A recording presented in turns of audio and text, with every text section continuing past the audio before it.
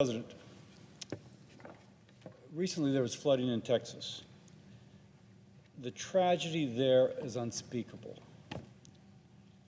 130 lives, 35 lives claimed. And you can't listen to the story of the young campers being swept away literally by the floodwaters without getting emotional. 26 feet of water rising in just 45 minutes. And so for many Americans, that's hard to imagine, but for not as many as you might expect. According to the Federal Emergency Management Agency, nearly every parish and county in the United States has experienced flooding in the last few decades. Not every state, every parish and county. No place in our country is untouched by flooding. For example, not New York City. This is New York City. New York City, as we used to say down south.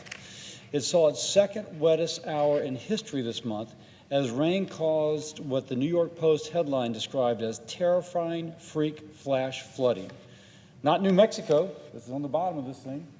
New Mexico, which you think of as being maybe a desert, saw deadly flooding this month despite its dry climate.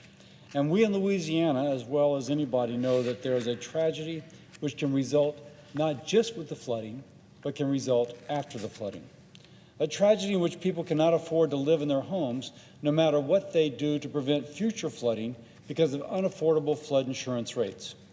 I am all about preventing the first tragedy. How do we stop the initial episode of flooding?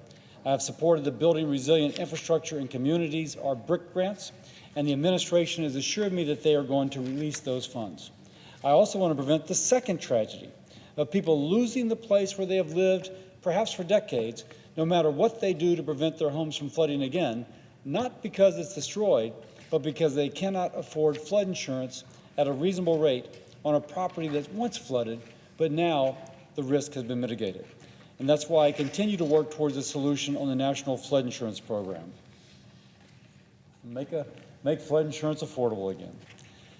Until the program is affordable for the homeowner, accountable to the taxpayer, and sustainable for future generations, Americans will unfortunately be forced to drop the program because they can't afford the premiums.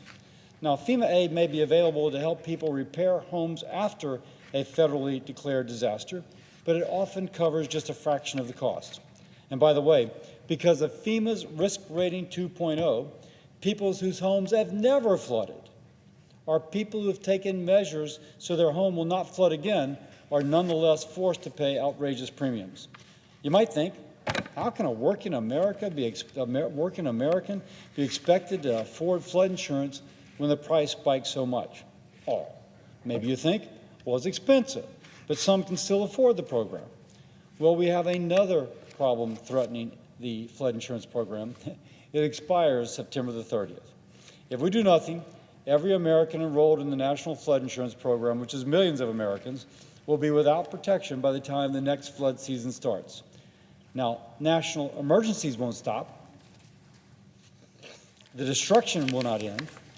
The threat of flooding will not vanish. But the safety net to rebuild a life, that will go away.